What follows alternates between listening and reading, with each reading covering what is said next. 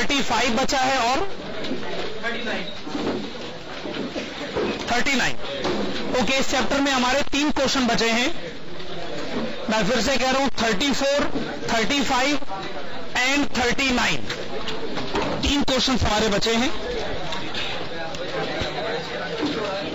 तो ये तय कि मैं खाली ये 3 क्वेश्चन ही आपको करवा के दूंगा। ये कंफर्म है कि मैं नया चैप्टर भी शुरू नहीं करवाऊंगा, ये मुझे नहीं पता।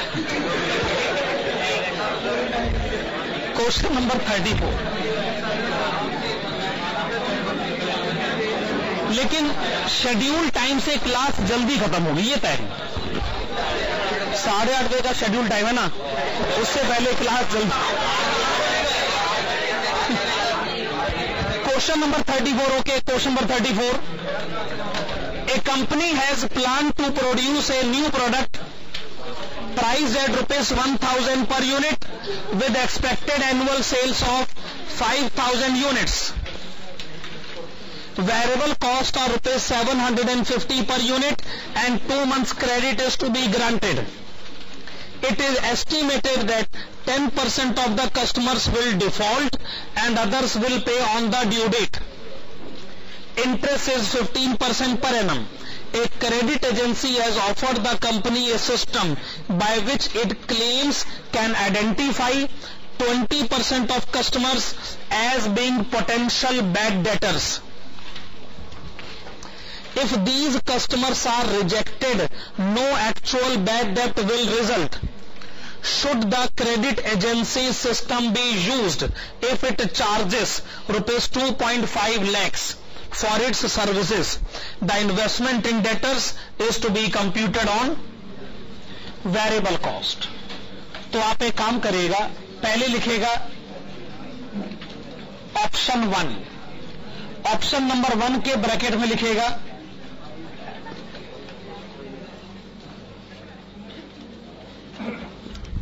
ऑप्शन नंबर 1 के ब्रैकेट में लिखेगा not to avail. Option number 1 के ब्रैकेट में लिखेगा, लिसन प्लीज,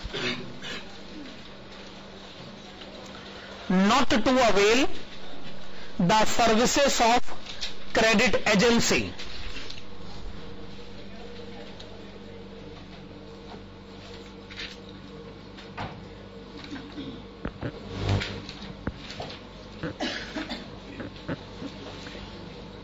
तो ऑप्शन नंबर 1 ये है कि जैसे चल रहा है इसको ऐसे ही चलने देते हैं और जो भी क्रेडिट एजेंसी की तरफ से हमको ऑफर दिया गया है, जो भी प्रपोजल उनकी तरफ से है, उसे मानने की जरूरत नहीं है।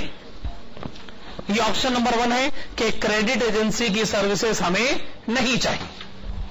ठीक है, तो आप एक काम करेगा, आप लिखेगा सेल्स। अच्छा, पूरे साल में यूनिट्स कितनी बेचना चाहते हैं? 5,000 यूनिट्स आप बेचेंगे ना। अच्छा ये बताइए, एक यूनिट का सेलिंग प्राइस क्वेश्चन में कितना लिखा है? 1,000 रुपए।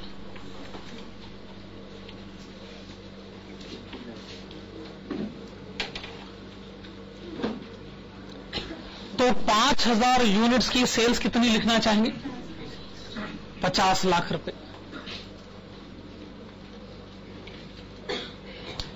तो आपने लिखा सेल्स ऑफ ₹50 lakhs। अब आप इसमें से माइनस करेगा वेरिएबल कॉस्ट। वेरिएबल कॉस्ट आप माइनस करेंगे। एक यूनिट का वेरिएबल कॉस्ट क्वेश्चन में कितना लिखा है? 750 पर यूनिट। तो 5,000 यूनिट्स का वेरिएबल कॉस्ट कितना हो गया? 37,50,000। आपने बताया 37,50,000 रुपए। वैसे तो आप फिक्स कॉस्ट भी माइनस करना चाहते हैं, पर अगर फिक्स कॉस्ट क्वेश्चन में गिवन ही नहीं है तो हम कहां से माइनस कर दें? अच्छा, अगर हम माइनस नहीं भी करेंगे तो दोनों ऑप्शन में माइनस नहीं करेंगे, तो फिर किसी को बुरा नहीं लगना चाहिए। मतलब दोनों का ट्रीटमेंट अगर एक जैसा हो तो क्या होता है कि इससे डिसीजन पे फर्क नहीं पड़ता। ठीक बात है, तो दोनों में ही माइनस ही करेंगे। अच्छा, अब आप इसमें से क्या माइनस करना चाहेंगे? Bad debts. कितने बैड डेट्स हो जाते हैं? Okay, 10% of sales. सेल का 10% बैड डेट, यानी 5 लाख रुपए बैड डेट हो गया। 5 लाख रुपए में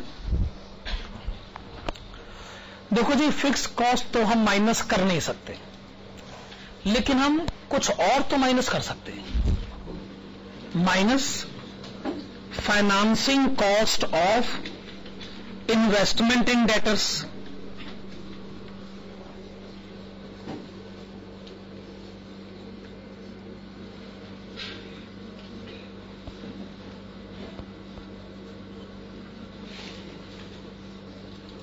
तो आपने लिखा financing cost of investment in debtors.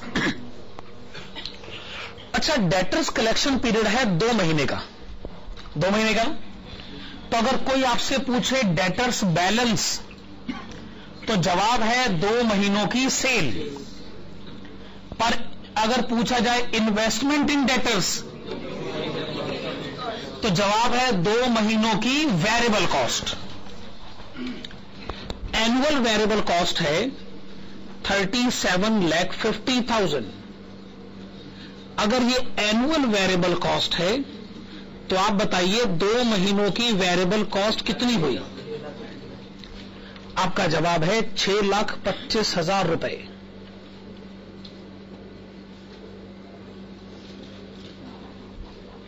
तो 6,25,000 क्या है? Investment in debtors computed on the basis of variable cost. जरूर आपने ये पैसे कहीं से फाइनेंस करवा रखे, जिस पर आपको इंटरेस्ट कितना देना पड़ता है? 15%। 15% कितना हुआ? तो क्या आपने बताया 93,750।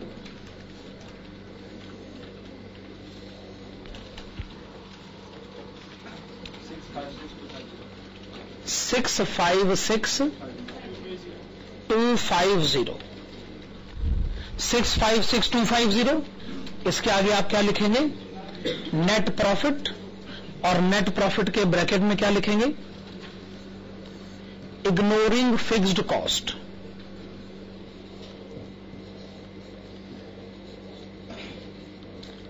अगर फिक्स्ड कॉस्ट को इग्नोर किया जाए तो जी ये आपका नेट प्रॉफिट है, और हम इग्नोर दूसरे ऑप्शन में भी करें। चलिए, अब आप लिखिएगा option 2।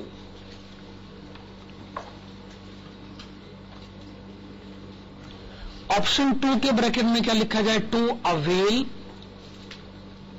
The services of credit agency.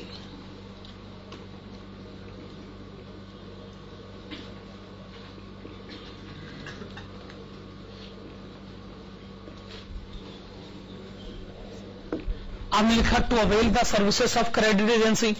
वैसे क्रेडिट एजेंसी आपको ऐसी कौन सी इंफॉर्मेशन देगी? क्रेडिट एजेंसी सर्विस को देने के आपसे 2.5 लाख रुपए किस बात के लेगी?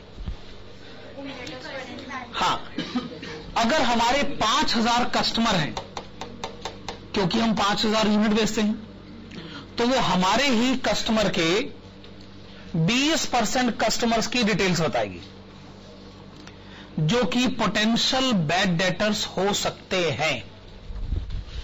अगर उनको सामान बेचा ही नहीं जाए तो बैड डेट होने का रिस्क ही खत्म हो जाएगा।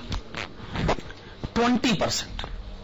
अगर चलिए मान लीजिए हम क्रेडिट एजेंसी की सर्विसेज ले लेते और हमने उन 20% कस्टमर्स को सामान बेचा ही नहीं, तो 5,000 यूनिट तो अभी हम बेच रहे हैं। अगर हम 20% कस्टमर को सामान नहीं बेचें, 4,000 यूनिट। अच्छा, 1 यूनिट का सेलिंग प्राइस 1,000 रुपए। तो 4000 यूनिट की टोटल सेल बताइए, 40 लाख रुपए। 40 लाख रुपए ना, बात अपने आप में सही है। अब आप इसमें से माइनस करिएगा वेरिएबल कॉस्ट।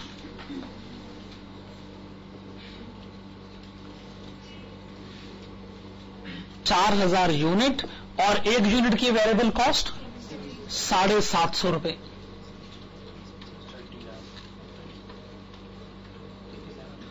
तो टोटल वेरिएबल कॉस्ट 30 लाख रुपए। आपने लिखा टोटल वेरिएबल कॉस्ट 30 लाख रुपए minus amount paid to credit agency. Credit agency हमसे कितना अमाउंट चार्ज करना चाहती है? 2.5 लाख, 2.5 लाख रुपए।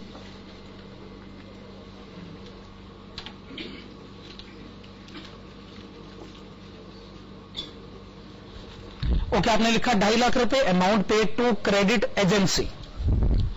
लास्ट में आप क्या माइनस करना चाहेंगे? Financing cost of investment in debtors.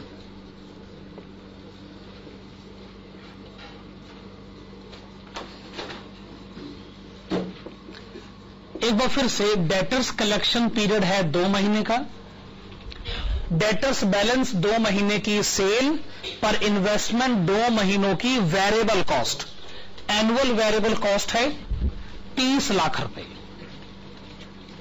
तो पहले तो आप ये पता करिए कि 2 महीनों की वेरिएबल कॉस्ट कितनी हुई, फिर से बताइए।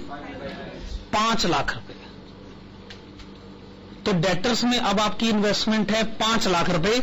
अगर आप ये फाइनेंस करवाओगे तो इस पर आपको 15% इंटरेस्ट देना होगा। 15% इंटरेस्ट कितना हो गया? 75,000। आप माइनस करिए तो आंसर आ गया 6,75,000 और 6,75,000 के आगे लिखेगा net profit ignoring fixed cost. Net profit ignoring fixed cost. अब आप लिखेगा conclusion.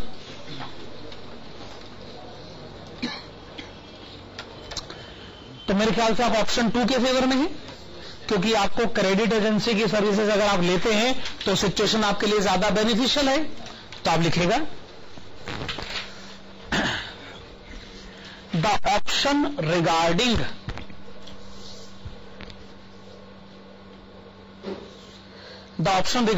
availing the services of credit agency, availing the services of credit agency will be more beneficial under the given circumstances. Will be more beneficial under the given circumstances.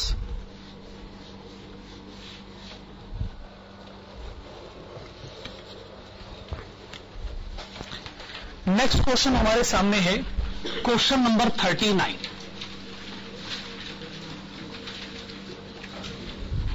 Please see question number 39।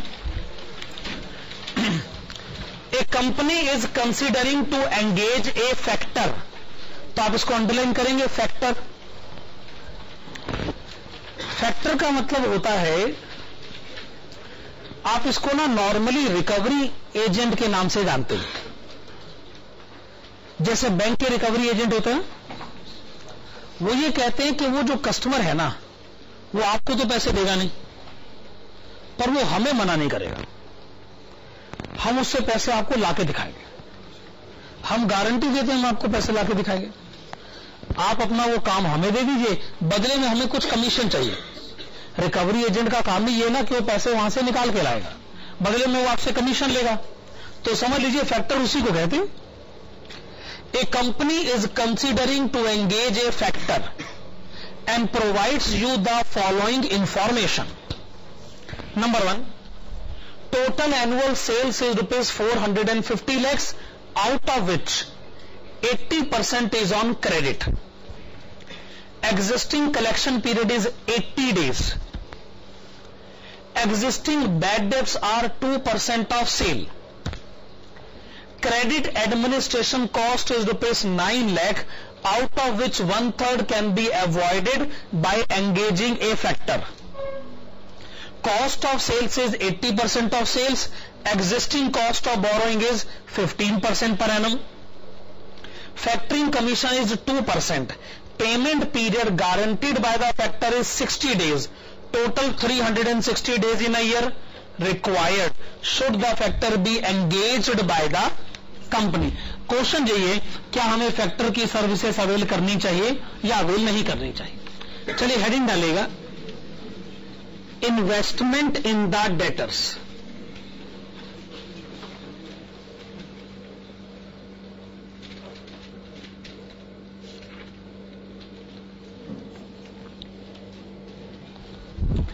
Investment in the debtors. हाँ जी, investment in the debtors. तो आप लिखिएगा, before availing the services of factor, before availing the services of factor, comma, the debtors collection period is 80 days. The debtors collection period is 80 days. क्या ये बात question में लिखी? तो अगर आप हमसे डेटर्स बैलेंस पूछेंगे तो हमारा जवाब है 80 डेज क्रेडिट सेल. लेकिन मैं डेटर्स बैलेंस नहीं बताना चाहता हूं, इन्वेस्टमेंट बताना चाहता हूं. तो इसका मतलब 80 डेज कॉस्ट, 80 डेज कॉस्ट. तो लिखेगा hence the investment in the debtors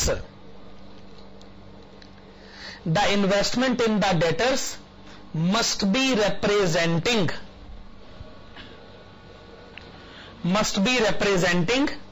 80 days cost,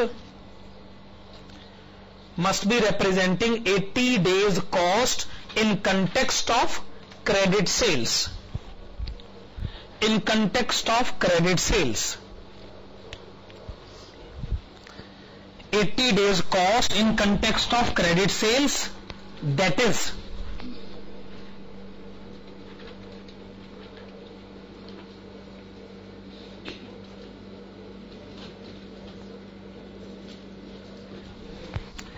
ये हमने लिखा है 450 lakhs, 4,50,00,000. क्वेश्चन कहता है ये ना आपकी एनुअल सेल है, ये आपकी एनुअल सेल है. लेकिन हम आपसे एनुअल सेल नहीं पूछ रहे, हम तो आपसे क्रेडिट सेल पूछ रहे हैं. तो अगर मैं इसका 80% कर देता हूं तो क्या ये क्रेडिट सेल होगी? क्या ये बात सही है? अच्छा, अगर मैं आपसे कहूं 80 दिनों की क्रेडिट सेल बताइए तो वो डेटर्स बैलेंस है. पर मुझे 80 दिनों की क्रेडिट सेल नहीं बतानी, 80 दिनों की कॉस्ट बतानी. अब एक जगह क्वेश्चन कहता है जो कॉस्ट है ना वो है 80% ऑफ सेल.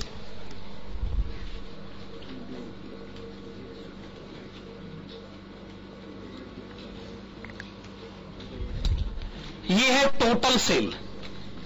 टोटल सेल का 80% है क्रेडिट सेल, उसका भी 80% है कॉस्ट ऑफ सेल. लेकिन ये तो पूरे साल की कॉस्ट हो गई. आप 360 दिन से डिवाइड करिए और 80 दिन से मल्टीप्लाई करिए. 80 दिनों की क्रेडिट सेल बताइए, 64 lakhs.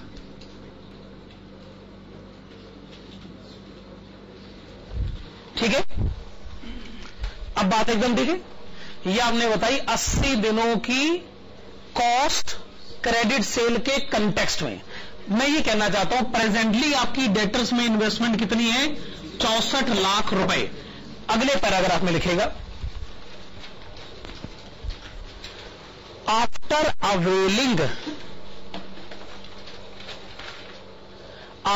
availing the services of factor, after availing the services of factor, comma, the debtor's collection period will become, the debtor's collection period will become 60 days. The debtor's collection period will become 60 days, and as such, the investment in the debtors, and as such, the investment in the debtors must be representing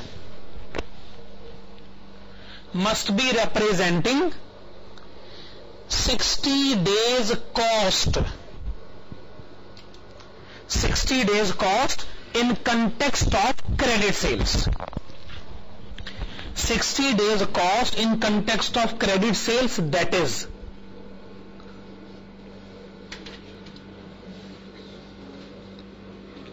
तो एक बार फिर से लिखा जाए, annual cell 4 crore 50 lakh, उसका 80% credit sale, उसका भी 80% कॉस्ट,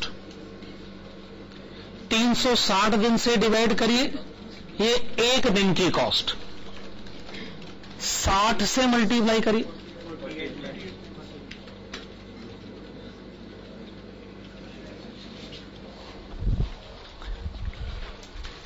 तो क्या आपको लगता है कि फैक्टर की सर्विसेज अवेल करने के कारण डेटर्स में आपकी इन्वेस्टमेंट कम हो जाएगी? कितनी कम हो जाएगी? 16 लाख रुपए। आप लिखेंगे, हेंस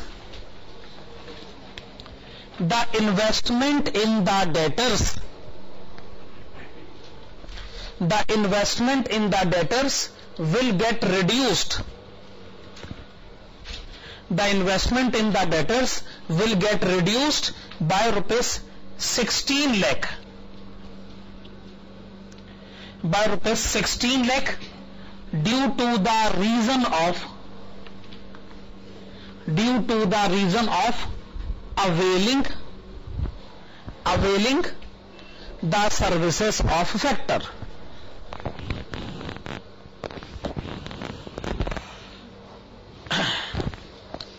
चलिए अब आप एक काम करिए, एक बार इस क्वेश्चन को फिर से पढ़ लीजिए, क्योंकि अभी हमने सिर्फ एक मुद्दे पर बात करी है, इस क्वेश्चन का आंसर थोड़ी हमने शुरू करा।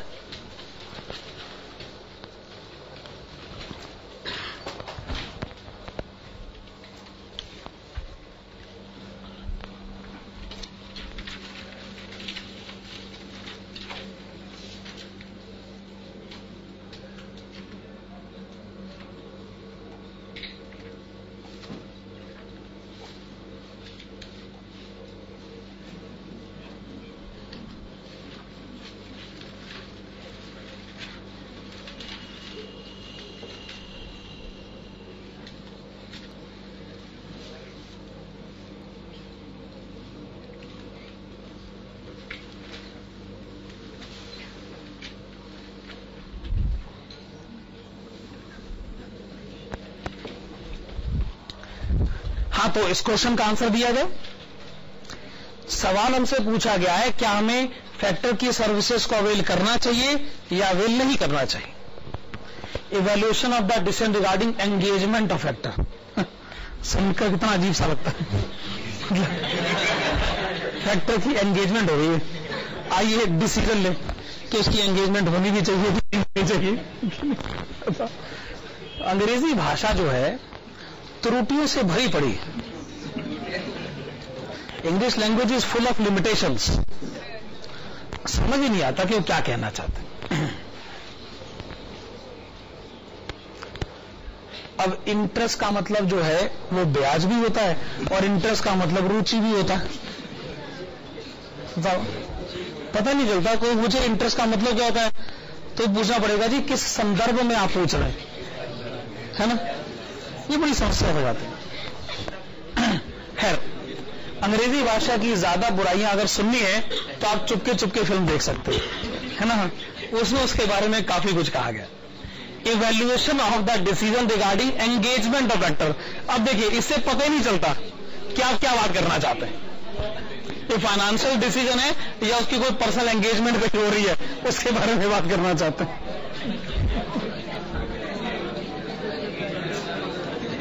अब लिखिएगा पर्टिकुलर्स एंड अमाउंट।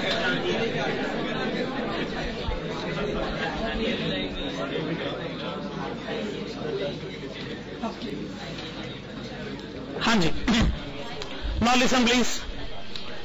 तो आप कोई भी डिसीजन अगर लेना चाहते हैं तो आपको पहले पॉजिटिव और बाद में नेगेटिव पॉइंट्स पर बात तो करनी पड़ेगी। पॉजिटिव पॉइंट में मुझे यह नजर आ रहा है कि जैसे पॉइंट नंबर सी में लिखा है कि जी प्रेजेंटली आपके 2% बैड डेब्ट होते हैं। ऑब्वियसली फैक्टर की सर्विसेज लेने का मतलब ही है कि जब बैड डेब्ट तो नहीं होंगे, और अगर बैड डेब्ट हुए भी तो वो तो फिर फैक्टर की प्रॉब्लम है, हमारी प्रॉब्लम तो नहीं है। तो लिखिएगा सेविंग इन बैड डेब्ट्स। हमारे लिए ये फायदे वाली बात हो जाएगी, सेविंग इन बैड डेब्ट्स। अच्छा, इस समय सेल कितनी है वैसे? 4,50,00,000 रुपए। 4,50,00,000 की सेल है ना।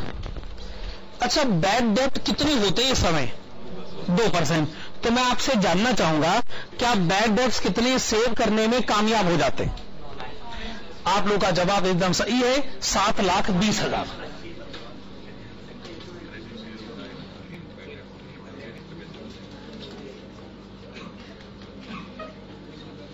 7,20,000।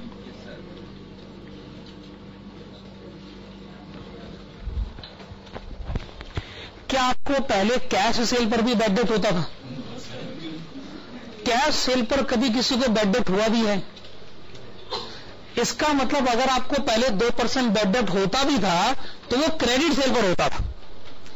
ये तो टोटल सेल है, उसका 80% पहले क्रेडिट सेल होती थी, उसका 2% पहले बैड डेब्ट होता था। अब वो बैड डेब्ट नहीं होगा। क्या ये बात सही है? बैड डेब्ट अगर पहले होता भी था तो क्रेडिट सेल पर होता था, ऑब्वियसली। दूसरा फायदा बताएं फैक्टर सर्विसेज को अवेल करने का। एडमिनिस्ट्रेशन का खर्चा कितना बचाया जा सकता है? 1/3। आप लिखिएगा saving in administration cost. Total administration cost है 9 लाख रुपए जो इस समय है, और क्वेश्चन कहता है कि इसका 1/3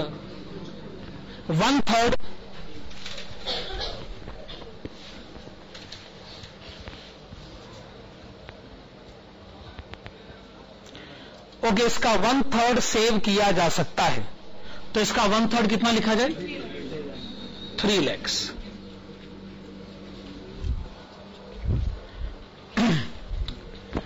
चलिए, 2 बेनिफिट्स आपने हमें बता दिए हैं। एक है सेविंग इन बैड डेब्ट्स, दूसरा सेविंग इन एडमिनिस्ट्रेशन कॉस्ट। तीसरा बेनिफिट है financial benefit. Financial benefit due to the reason of. ये फाइनेंशियल बेनिफिट आपको क्यों हो रहा है? Reduced investment in debtors.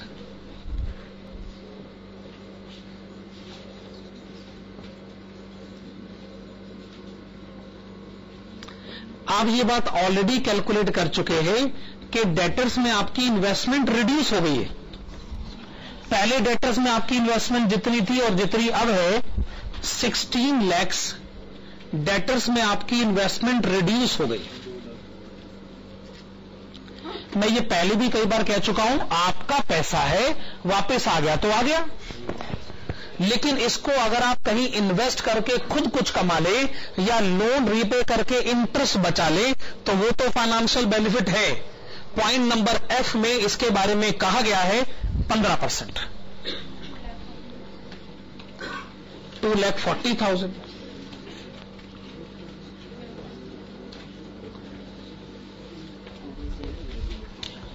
ये सारे बेनिफिट्स आपने कंसिडर कर लिए। अनफेवरेबल फैक्टर ये है कि हमें फैक्टर को कमीशन देनी पड़ेगी।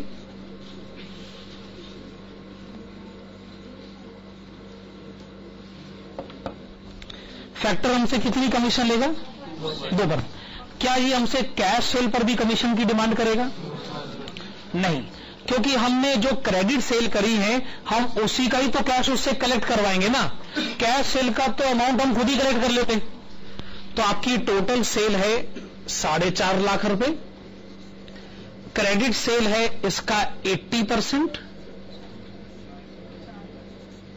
ठीक है ना, और इस पर हमें कमीशन देना होगा 2%। तो 2% कमीशन कितना? 7,20,000। आप नेट बेनिफिट बताएंगे? 5,40,000 के आगे लिखेगा net benefit.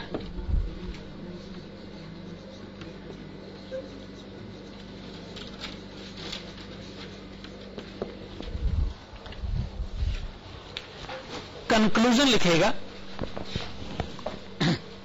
The decision regarding engagement of factor, the decision regarding engagement of factor will be beneficial.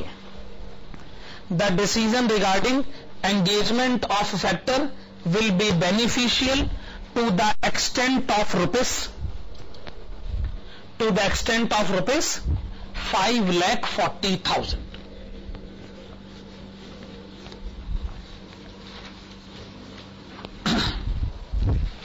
अब हम इस चैप्टर का सबसे कॉम्प्रिहेंसिव क्वेश्चन करना चाहेंगे और वो है question number 35।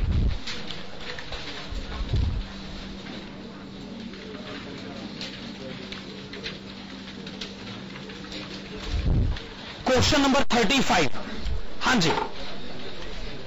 Jaydev limited has total credit sale of ₹40 lakhs per annum and its average collection period is 90 days.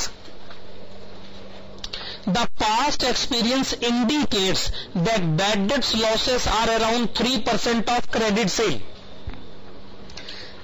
Jaidev spends about ₹1 lakh per annum on administrating its credit sales. It is considering availing the services of a factoring firm. It has received offer from Uday Limited which agrees to buy receivables of the company. Uday will charge commission of 3% and also agrees to pay advance against receivables at interest rate of 18% per annum after withholding 10% of total funds as reserve. Should Jaidev accept Uday's offer if former's cost of capital is 15%, assume 360 days in a year. Okay, आप लिखिएगा in the given case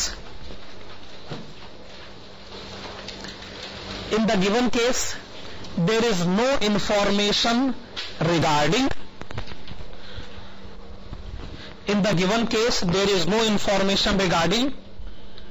total cost and variable cost. There is no information regarding total cost and variable cost. Full stop. Hence it is decided to compute the investment made in debtors.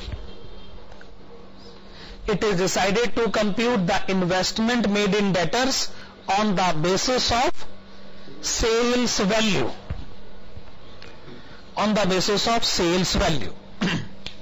तो ये पहले हमने अपनी बात को clearly कह दिया। अगले पैराग्राफ में लिखेगा since debtors collection period is 90 days 90 दिन, since debtors collection period is 90 days comma, the investment in the debtors must be representing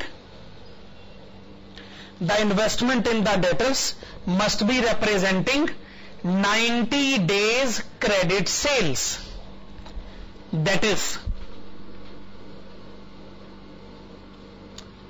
देखो भी एनुअल क्रेडिट सेल है 40 लाख, साल के दिन है 360, पर हम तो आपसे 90 दिनों की क्रेडिट सेल पूछ रहे हैं, 10 लाख, 10 लाख रुपए। तो जो आपका डेटर्स बैलेंस है वो असल में 90 दिनों की क्रेडिट सेल को रिप्रेजेंट करता है, और जो कि है 10 लाख रुपए। ऑब्वियस सी बात है। कैसे एक बात और साबित होती है कि आपकी सेल 10 लाख की साल में 4 बार होती, हर 90 दिनों के उधार पर अगर सेल होती है तो 10 लाख की सेल भी तो साल में 4 बार होती है ना। क्या ये बात सही? खैर, क्वेश्चन ये है कि हमें फैक्टर की सर्विसेज लेनी चाहिए कि नहीं लेनी चाहिए, तो लिखेगा ऑप्शन नंबर 1।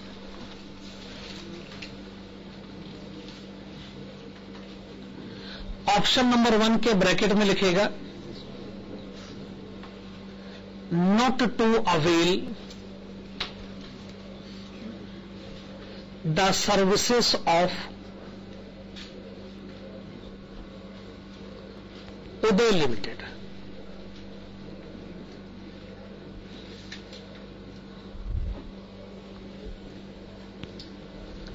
आपने लिखा not to avail the services of Uday limited. ऐसी सिचुएशन में बड़े सारे खर्चे होंगे। एक तो खर्चा बैड डेट का ही होगा, ऑफ कोर्स अगर आप उदय लिमिटेड की सर्विसेज दोगे तो बैड डेट्स का खर्चा नहीं होगा। वैसे प्रेजेंटली आपको बैड डेट्स हो कितना रहा, 3% ऑफ क्रेडिट सेल्स।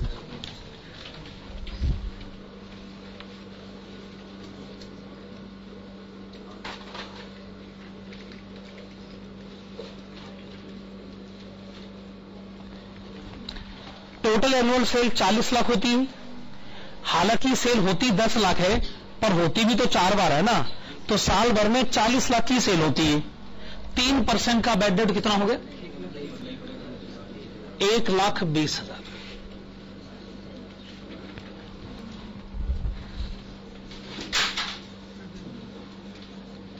फिर आप लिखिएगा एडमिनिस्ट्रेशन एक्सपेंसेस। अब अगर हम उदय लिमिटेड की सर्विसेज नहीं लेंगे तो सारा तामझाम हमें खुद ही संभालना पड़ता है। अगर तामझाम खुद संभालना पड़ता है तो खुद संभालने का खर्चा होता है 1 लाख रुपए। तो सारा तामझाम खुद संभालने का खर्चा 1 लाख रुपए होता है। ऑफ कोर्स अगर हम उदय लिमिटेड की सर्विसेज लेंगे तो ना बैड डेट्स का खर्चा होगा ना एडमिनिस्ट्रेशन का खर्चा होगा, दोनों खर्चे नहीं होंगे। अब आप लिखिएगा financial cost on investment in debtors.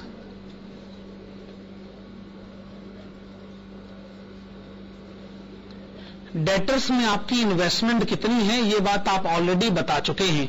वो भले ही आपने सेल्स पर बताया हो, वो ऑफकोर्स आपकी मजबूरी हो सकती है, लेकिन बता तो आप चुके ही हैं कि डेटर्स में आपकी इन्वेस्टमेंट है 10 लाख रुपए। ऑब्वियसली ये आपने कहीं से फाइनेंस करवा रखा है, तो आप ही बताइए आपका कॉस्ट ऑफ कैपिटल कितना है? 15%। यूं समझ लीजिए आपने जिस आदमी से लोन ले रखा है वो आपसे 15% इंटरेस्ट की डिमांड करता है, 1,50,000 रुपए। आप टोटल बता दें, 3,70,000। तो अगर आप उदय लिमिटेड की सर्विसेज नहीं लेते हैं ना तो फिर आपकी कॉस्ट 3,70,000 बनती। ओके, अब आप लिखेगा ऑप्शन 2। ऑप्शन 2 के ब्रैकेट में लिखेगा to avail the services of Uday Limited. To avail the services of Uday Limited. इसमें लिखेगा case 1.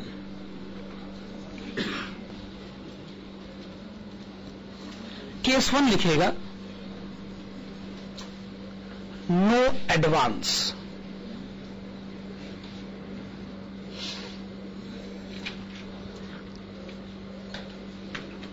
Not asked in the question. देखिए, मैं सिर्फ इसी क्वेश्चन का आंसर नहीं करवाना चाहूंगा. मुझे मालूम है कि इस क्वेश्चन को कैसे अलग अलग तरीकों से पूछा जा सकता है. इस क्वेश्चन में एक जगह कुछ एडवांस के बारे में कहा गया. मान लीजिए वो मैं एडवांस वाली लाइन बाहर निकाल देता हूं कि एडवांस के बारे में कुछ नहीं कहा गया. क्वेश्चन में नहीं पूछा गया है, लेकिन ऐसा क्वेश्चन पूछा जा सकता है. तो स्टूडेंट को मालूम होना चाहिए कि अगर एडवांस वाली लाइन यहां से बाहर निकाल दी जाए तो हम इसको डील कैसे करेंगे. तो आप थोड़ी देर के लिए मानिए कि क्वेश्चन में एडवांस की इंफॉर्मेशन नहीं है और मैं इस क्वेश्चन का आंसर देना चाहता हूं, और मैं क्लियरली बता दूं ये मेरे से सवाल नहीं पूछा गया है. हां जी, आप लिखिएगा फैक्टर कमीशन.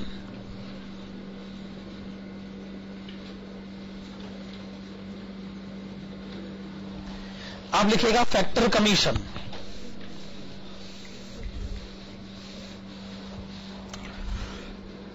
कितनी कमीशन है वैसे? 3%.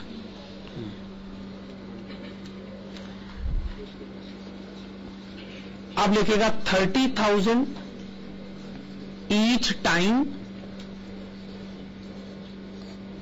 Multiplied with 4 times.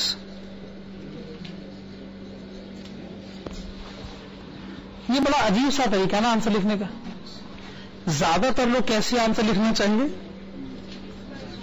3% of 40 lakhs, 1,20,000.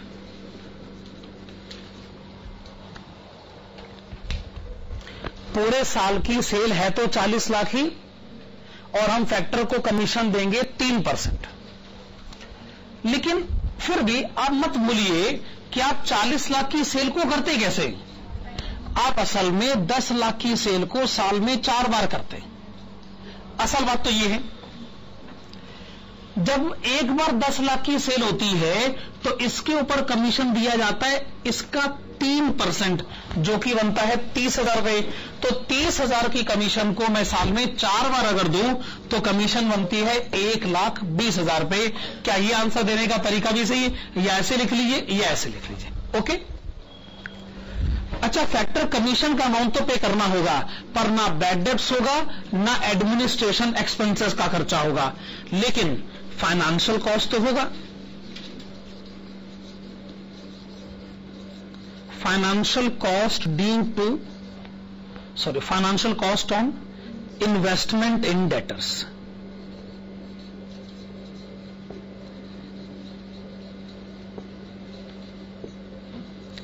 अच्छा, ये बात हम मानते हैं कि अब आप फैक्टर की सर्विसेज लेने लगे, पर मेरे ख्याल से डेटर्स में इन्वेस्टमेंट अगर पहले 10 लाख रुपए थी तो डेटर्स में इन्वेस्टमेंट आपकी आज भी 10 लाख रुपए.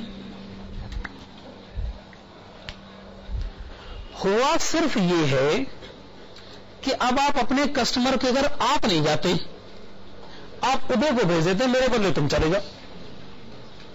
इतनी सी छोटी सी बात का फर्क आया है, इससे इन्वेस्टमेंट का अमाउंट कैसे बदल सकता है. डेटर्स में आपका इन्वेस्टमेंट पहले भी 10 लाख था, डेटर्स में आपका इन्वेस्टमेंट आज भी 10 लाख रुपए. डेटर्स में इन्वेस्टमेंट कैसे बदल सकता है भाई? मतलब आप नहीं गए, आपके बदले कोई और चला गया, तो ये कोई रीजन थोड़ी हुआ.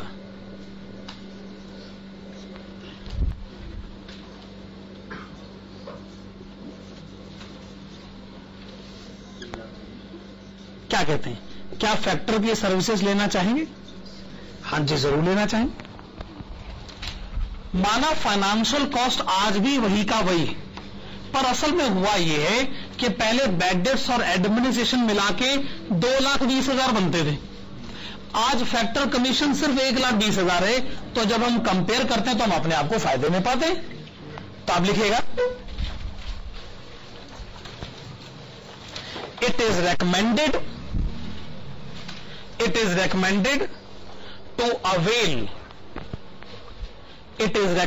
to avail the services of Uday Limited.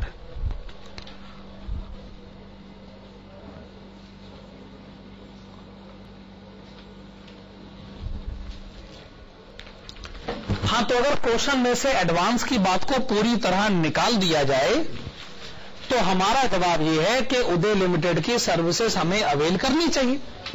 लेकिन अब आप लिखिएगा केस 2।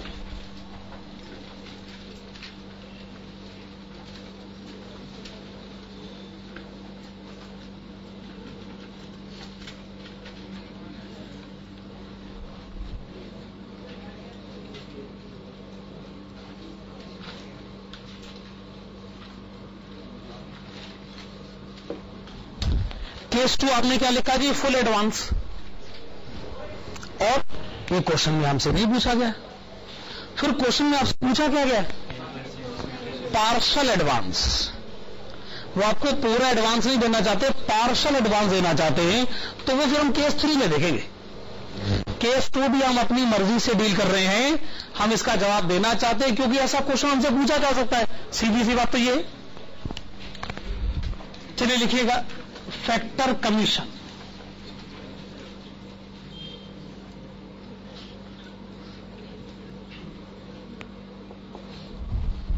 फैक्टर कमीशन कितना लिखा जाए?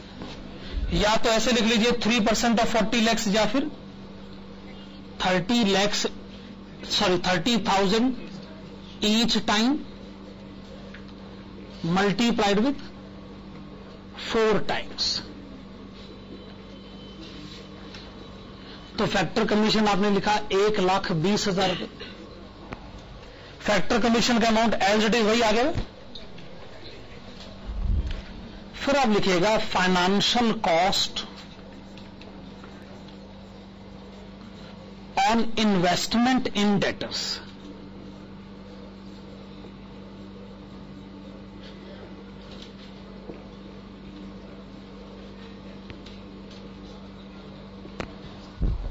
Financial cost on investment in debtors.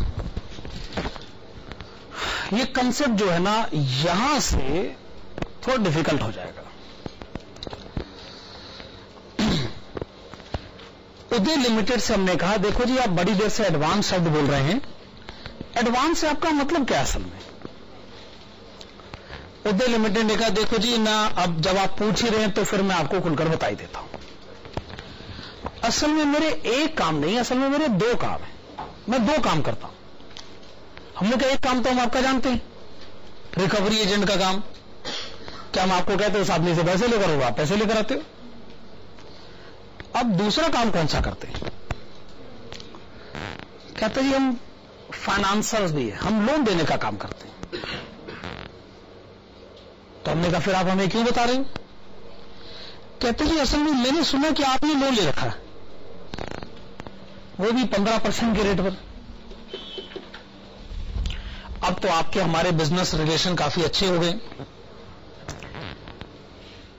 मैं चाहता हूं कि ना आप हमसे लोन ले लें और उस लोन से करिएगा ये कि जो आपने पुराना लोन ले रखा है ना 15% के रेट वाला, वो वापस कर देना, ताकि आपको 15% इंटरेस्ट ना देना पड़े।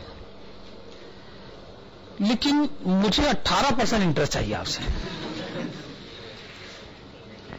तो ये तो बेहोश हो जाने वाली बात है भाई। हमने उदय लिमिटेड को कहा कि भाई साहब आप क्या कह रहे हो, आज सोच के तो कह रहे हो इस बात को। मतलब मैंने कहीं से लोन ले रखा 15% के रेट पर, आपसे लोन लूं 18% के रेट पर, उसी को पीछे दे दो ताकि उसे 15% ना देकर आपको 18% देना पड़े। उदय ने कहा क्या तो मैं यही रहा हूं, और मुझे लग रहा है कि आप मेरी बात समझ रहे हैं। और मुझे ना सुनने की आदत नहीं असल में। सोच लो, ना अगर कहोगे तो शायद जिंदा नहीं रहोगे। मैं जैसा कह चुका हूं, मैं ना सुनने का आदी नहीं। हाँ, तो क्या फैसला है तुम्हारा? ले, मतलब एक तरफ तो कह रहे हो कि ना सुनने का मैं आदी नहीं हूं, फिर मुझसे पूछ रहे हो कि भी तुम्हारा फैसला क्या है? अच्छा, मान लो एक आदमी जबरदस्ती आपके साथ इस तरीके का फाइनेंशियल एडवांटेज लेने की कोशिश करे। मैं कहता हूं उसके बावजूद अगर इसमें आपका फायदा होता हो तो क्या बुरा? देखो, फायदा तो अगर नहीं होगा ना तो हम तो मना कर देंगे, फिर बाद में देखेंगे जो होगा सो देखा जाएगा। सवाल ये उठता है कि क्या इसके फायदे में हमारा फायदा शामिल हो सकता है? अरे कैलकुलेशन करके देखते हैं, मत बोलिए आपके पास अच्छा खासा मार्जिन है। मार्जिन समझते हैं ना? ये 3,70,000, 2,70,000, 1 लाख का मार्जिन है। अरे अगर 1 रुपए का भी फर्क होता ना तो भी आप फैसला हमारे हक में ही देते। तो इसीलिए उसकी जबरदस्ती की कंडीशन मान के तो देखते हैं। हमारे पास अच्छा खासा मार्जिन है, सिचुएशन अभी भी हमारे कंट्रोल में हो सकती है। तो आपने क्या लिखा? Financial cost on investment in debtors. इसमें लिखेगा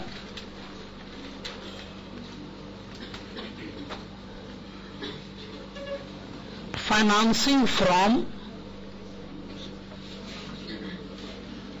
उदय लिमिटेड, और लिखेगा बैलेंस फाइनेंसिंग।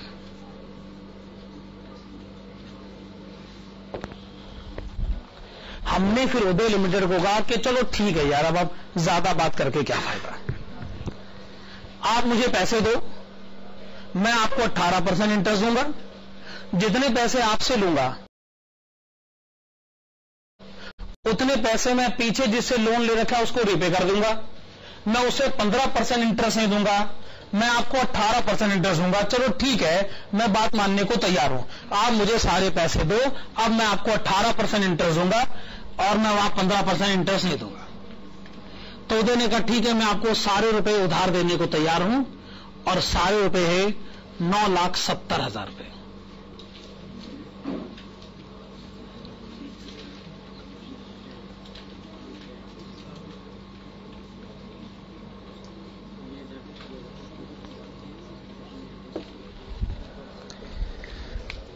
आपने उदय लिमिटेड को कहा भी अब ये क्या हिसाब किताब है यार, एक तो मुझे तुम्हारा हिसाब किताब समझ में नहीं आता, मैं तुमसे लोन तो लेना नहीं चाहता हूं, पहली बात तो ये, जबरदस्ती मेरे को लोन दे रहे हो।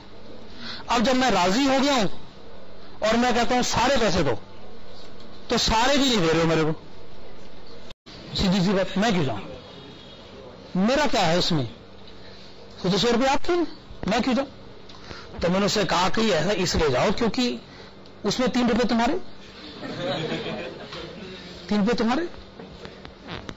और आप जानते हो घर के बच्चे जो है वो फाइनेंशियली बड़े स्ट्रांग होते हैं, हमें उनसे कुछ सीखना चाहिए। जैसे अगर घर के बच्चे को कहा जाए कि जाओ वो बनिए की दुकान से 100 रुपए का सामान लेकर आओ, यहां बनिए से मेरा मतलब है दुकानदार, अक्सर किराने की दुकान वाले को बनिया का दुकानदार बोला जाता है, मेरा कंटेक्स्ट कुछ और है।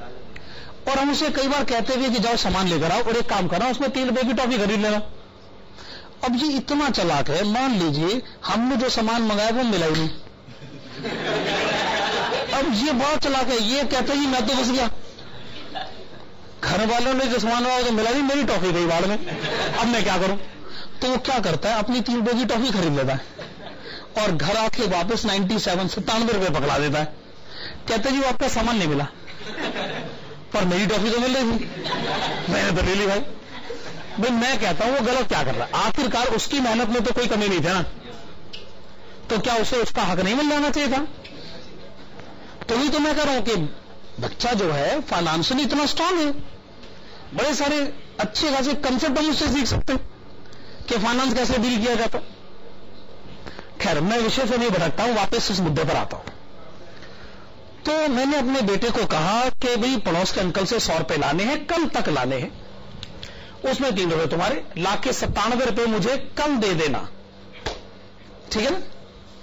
अच्छा, जब ये सारी बात तय हो गई तो मेरे बेटे ने कहा जी ऐसे ये जो बात है ये तय हो गई, अब मैं आपको एक और बात बताने जा रहा हूं, और प्लीज मेरी इस दूसरी बात को मेरी इस पहली बात से मिलाना मत, क्योंकि जब आप दोनों बातें आपस में मिलाओगे ना तो कंसेप्ट खराब हो सकता है। मैंने कहा दूसरी बात बताओ, मैं इसको पहली बात से नहीं मिलाऊंगा। उसने कहा दूसरी बात यह है कि वो 97 रुपए जो मैंने आपको कल लाके देने हैं, मैं अगर आपको आज ही दे दूं तो?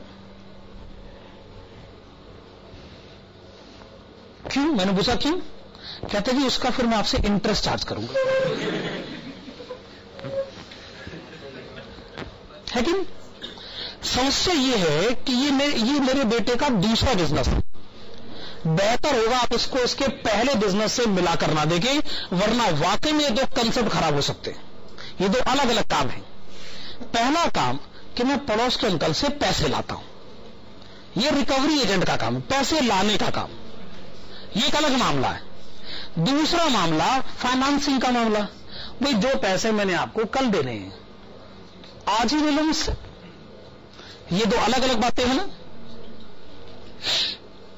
सवाल यह है कि मेरे बेटे ने मुझे आज 100 रुपए ही क्यों नहीं दे दिए? पागल थोड़ी है, 100 क्यों देगा भला? उसने कल मुझे लाके कितने दे दिए? तो आज 100 क्यों देगा? वो मुझे यही तो कह रहे ना, जो मैंने आपको कल 97 लाके दे, कल भी तो 97 ही लाके देने ना, वो 97 जो मैंने आपको कल देने हैं आज ही मुझसे ले लीजिए। तो बड़ा सवाल उठता है वो मुझे 100 रुपए क्यों देगा भला? आप भी तो सोचे ना इस बात को।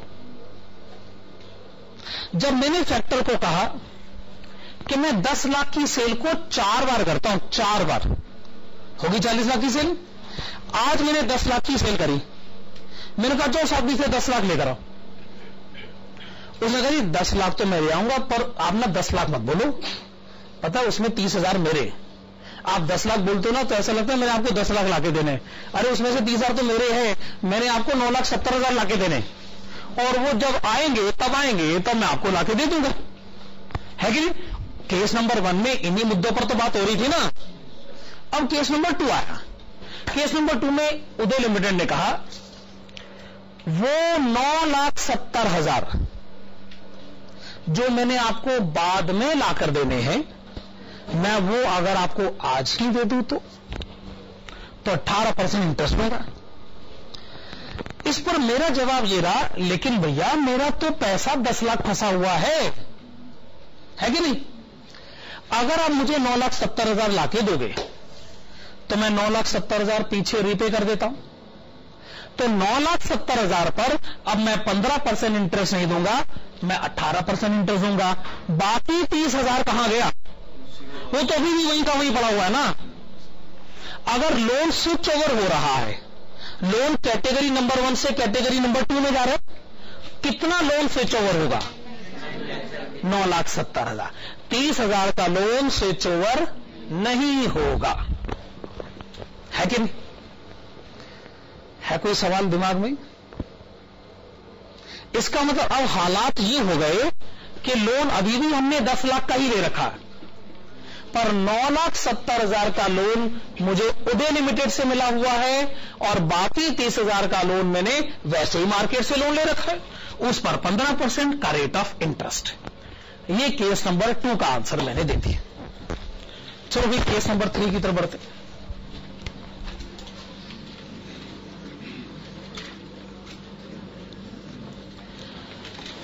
केस नंबर 3 है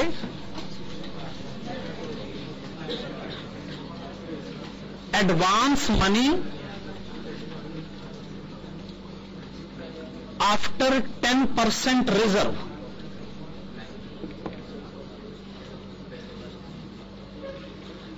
after 10% reserve, advance money after 10% reserve. अब आइए, ये जो केस नंबर 3 ये सवाल हमसे पूछा गया, अब इसके मुद्दे पर भी बात कर लेते हैं। फैक्टर कमीशन,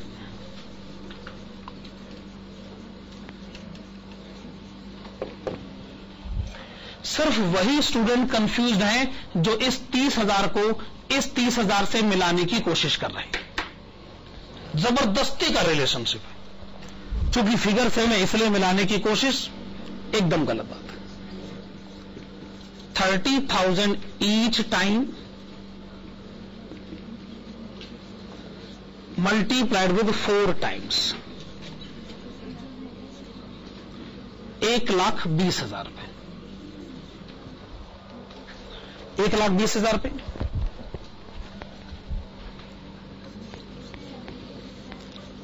फाइनेंसिंग कॉस्ट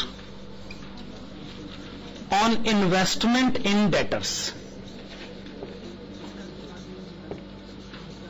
हमारे डेटर्स में 10 लाख रुपए इन्वेस्टेड है, ये बात तो आप क्लियरली मान लीजिए।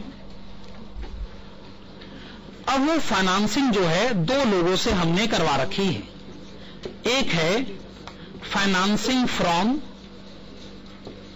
उदय लिमिटेड, दूसरा है फाइनेंसिंग बैलेंस फाइनेंसिंग। जो उदय लिमिटेड से हमने फाइनेंसिंग करवा रखी है वो तो जी 18% के रेट पर है, और जो बैलेंस फाइनेंसिंग है वो 15% के रेट पर है।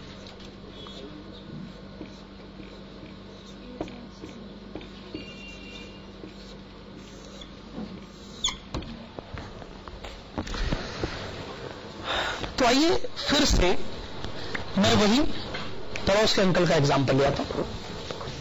तो मैंने अपने बेटे को कहा कि पड़ोस के अंकल से 100 रुपए ला रहे, 3 तुम्हारे 97 मेरे, है कि नहीं? शुरू में हमने कहा था 3 तुम्हारे 97 मेरे, कोई दिक्कत नहीं। वो 97 तुमने मुझे लोन देने की कोशिश करी तो 18% का हिसाब किताब बनता। बेटे ने कहा अब विश्वास की बात है, मैं आपको सारे पैसे एडवांस देना नहीं चाहता हूं।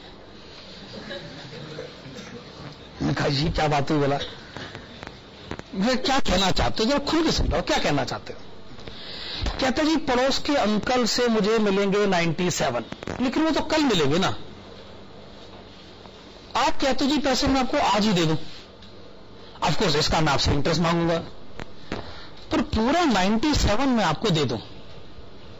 रिस्क नहीं है इसके अंदर, रिस्क नहीं है। कल मान लो पड़ोस के अंकल पैसे ना दिए तो कितना बड़ा रिस्क है, आप खुद सोचिए। आप तो क्या पूरा एडवांस दे दें? तो ऐसे थोड़ी होता है, समझा करिए। मैंने पूरा पैसा मैं आपको दे दूं, इसमें बहुत बड़ा रिस्क है। पता नहीं कल को पड़ोस के अंकल मुझे पैसे दे ना दे, तो आपका तो कुछ, मैं तो फंस गया ना, मेरा तो पैसा चला गया, तो इसका मतलब मेरे लिए तो अच्छा खासा रिस्क है। मैं जी आपको एडवांस देना चाहता हूं, मैं मना नहीं कर रहा हूं, मेरा काम है एडवांस देने का, फाइनेंसर मैं हूं, बहुत बड़ा फाइनेंसर हूं, है कि नहीं, लेकिन सारे पैसे नहीं दूंगा, इसमें रिस्क है। मैं एक्चुअली चाहता हूं आपके कुछ पैसे में रोक लूं।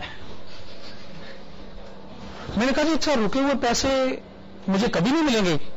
अरे हमने ऐसा कब कहा कि नहीं मिलेंगे, बताओ, ऐसा हम कह सकते हैं? कल जब पड़ोस के अंकल दे देंगे तो मैं तब लाके दे दूंगा ना आपको, है कि नहीं? अभी सारे रुपए मांगने की जिद मत करिए। तो मैंने कहा अच्छा बता भैया मेरे कितने पैसे रोकना चाहता है ये बता। 10% पैसे रोक लेता हूं। अच्छा फिर मुझे 10% किसका रोकना है ये तो बताओ, जल्दी बताओ। नहीं क्वेश्चन पढ़ के बताओ। टोटल फंड्स, यहां बहुत इंपॉर्टेंट पॉइंट है। कहते पड़ोस के अंकल से लाने 100 रुपए है ना, मैं 100 रुपए का 10% रोकना चाहता हूं। हालांकि उसमें 3 रुपए तो वैसे ही मेरे हैं, 3 रुपए तो वैसे ही मेरे हैं।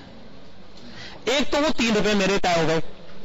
मैंने कल भी आपको 97 ही लाके देने हैं, मैं आज आपको पूरा 97 दे रहा था केस 2 में, मैं आज आपको देना चाहता हूं 97 माइनस 10, 87 आ गए लोग। मैंने कहा बाकी 10 रुपए कम मिलेंगे, वो तो कल मिल जाएंगे ना, पड़ोस के अंकल देंगे तो मैं आपको 10 रुपए लाके दे दूंगा। क्या तब रिस्क खत्म हो जाएगा ना, तब तो पैसे मिल जाएंगे, तब तो मैं आपको 10 रुपए दे ही सकता हूं ना। पर अभी मैं आपको ना सारे रुपए नहीं दूंगा, है कि नहीं? तुम्हें तो अच्छा, तो कितना लोन देना चाहते हो आज मुझे? आपका जवाब है 8,70,000। इसका मतलब 8,70,000 का लोन स्विच ओवर कर जाएगा, वो 15% से 18% में शिफ्ट हो जाएगा। बाकी लोन जो शिफ्ट नहीं होगा वो होगा 1,30,000। 8,70,000 का 18% बताइए। 1,56,600, 19,500,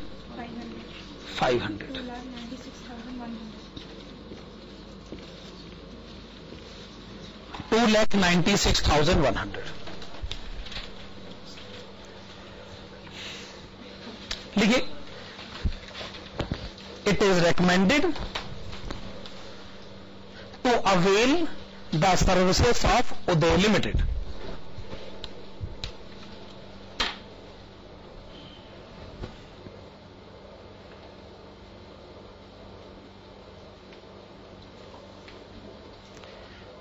जब तक लोकल एग्जाम्पल्स का सहारा ना हो तब तक ये कंसेप्ट समझने समझाने में बहुत बड़ी दिक्कत आती। हमने खुद रियलाइज करा है कि अगर हम डायरेक्टली बड़े एग्जाम्पल पे चले जाते हैं तो समझ ही नहीं आता, लेकिन जब हम अपने एग्जाम्पल्स को लोकल लेवल पर ले आते हैं तो बड़ी से बड़ी बात समझ में आती। और मैं तो कहता हूं कि छोटे बच्चों से भी आप तो सीख सकते हैं, उनका फाइनेंस हमसे कहीं ज्यादा बेहतर है। उनको भी मालूम है कि दादा से कितने रुपए मिल सकते हैं, दादी से कितने रुपए मिल सकते हैं, नाना से कितने मिल सकते हैं, नानी से कितने मिल सकते हैं। और वो इतने चालाक है कि अगर दादा से कोई रुपए मिलने हैं तो अपने फादर को उसकी खबर भी नहीं होने देते। सीक्रेसी क्या चीज होती है ये बच्चों से आप सीखिए। कभी वो सीक्रेट डिस्क्लोज नहीं करते कि वहां से कितने रुपए मिले और यहां से कितने। फाइनेंस अरेंज कर